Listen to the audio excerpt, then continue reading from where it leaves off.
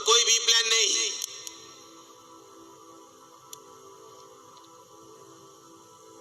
एक घर सफलता की सभी सीढ़ियां कभी नहीं चढ़ सकता जिस घर में औरत की प्रार्थना बंदे से ज्यादा हो। याद रखना मेरी बात, याद रखना आज की बात। मैं ये नहीं कह रहा हूं कि सारी सीढ़ियां, कुछ, मैं ये कह रहा हूं कि आप सफलता की कुछ सीढ़ियां चढ़ सकते हैं, लेकिन सारी सीढ़ियां आप नहीं चढ़ सकते अगर जेंट्स की प्रेयर लेडीज से ज्यादा नहीं है तो। क्योंकि बाइबल कहती तुम घर का सिर हो, तुम्हारा सिर यीशु मसीह, औरत का सिर बंदा, बंदे का सिर जीसस। अगर जीसस के बाद तुमने अपने आप को नीचे कर लिया तो मिसमैनेजमेंट,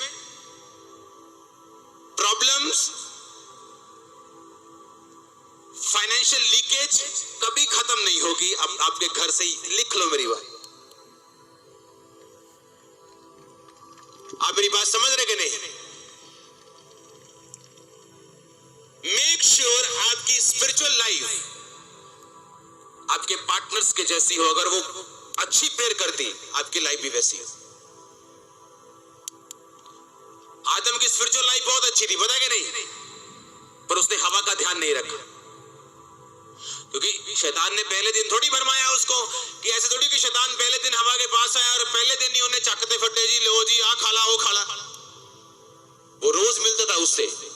अगर रोज मिलता था, कुछ कुछ बातें रोज, शैतान जब भी काम करता ना थोड़ा थोड़ा करता आपकी लाइफ में, हल्का हल्का, हल्की हल्की चीजें, थोड़ी थोड़ी, उसे मालूम है थोड़ा थोड़ा मसाला दियो इन्हों, फिर एक दिन पूरा सट मारेंगे। समझ आ रही कि नहीं? थोड़ा थोड़ा अविश्वास, थोड़ा थोड़ा पाप, थोड़ी थोड़ी गंदगी मोबाइल में देखनी, थोड़ा थोड़ा थोड़ा थोड़ा थोड़ा थोड़ा, और एक दिन ये इकट्ठा हो जाएगा और फट जाएगा। उसे मालूम है शैतान रोज बात करता था उससे। पर आदम कहां था? बिजी था। कहां पे? अपने काम में। जबकि जो हवा थी वो हमेशा उसे मालूम होना चाहिए था कि वो कहां है, वो किससे बात कर रही। उसका रिलेशन आदम का अपनी पत्नी के साथ इतना स्ट्रॉन्ग नहीं था, नहीं तो जब शैतान ने पहली बार बात की थी वो तभी उसको बताती कि शैतान मुझे ये बोल के गया है, और वो बोलता नहीं नहीं ऐसा मत करना, वो शैतान है। आप मेरी बात समझ रहे कि नहीं? आज औरत को मालूम ही नहीं उसका पति प्रार्थना कितनी करता है। वो सोचती मैं प्रार्थना कर रही हूं, कोई बात नहीं, मैं कवर कर लूंगी। पर आदम तो कवर नहीं कर पाया अगर हवा दूर हो गई तो। और एक बंदे को अगर मालूम नहीं कि आपकी वाइफ की प्रेयर कितनी है, आपके बच्चे के दोस्त कौन है, आपकी बच्ची की सहेलियां कौन है, आप खुद ब खुद अपने आप को आपने ओपन किया हुआ है कि शैतान कभी भी गोला बारूद लेके आए और आपको मारे।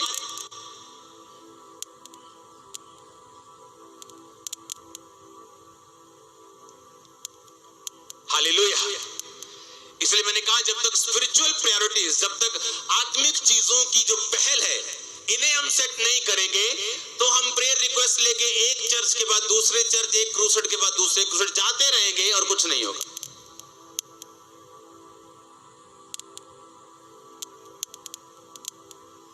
एक वाइफ को मालूम होना चाहिए उसकी हस्बैंड की प्रेयर कितनी है। अगर कम है तो वो इलाज करे, अगर कम है तो बैठ के बात की जाए, कम है तो बैठ के सोचा जाए, प्लान किया जाए, टाइम को व्यवस्थित किया जाए, मॉर्निंग रात के टाइम को एडजस्ट किया जाए ताकि प्रेयर की लाइफ पूरी हो सके।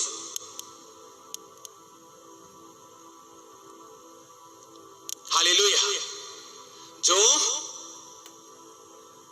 अब मालूम हुआ इस वचन का मतलब क्या निकल रहा है? जो जय पाएगा, इसका मतलब जय किसने पानी? हमने। तो जय पाने के लिए प्रयत्न भी किसने करना है? हमने। तरीके भी किसने खोजने? हमने।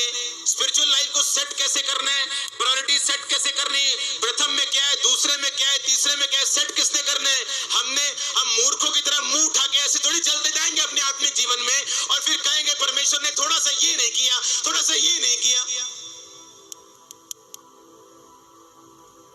फिर हम मूर्खों की तरह इल्जाम नहीं लगा सकते परमेश्वर के ऊपर, क्योंकि उसने हमें बाइबल दी है, उसने पवित्र शास्त्र दिया।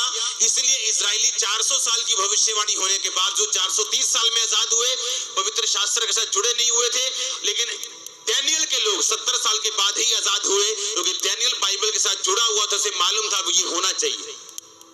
हालेलुया। बंदों को लगता है उन्हें प्रार्थना करने की जरूरत नहीं, वाइफ कर तो रही है, मम्मी कर तो रही है, मम्मी चले जाएगी स्वर्ग, तो नरक चले जाना।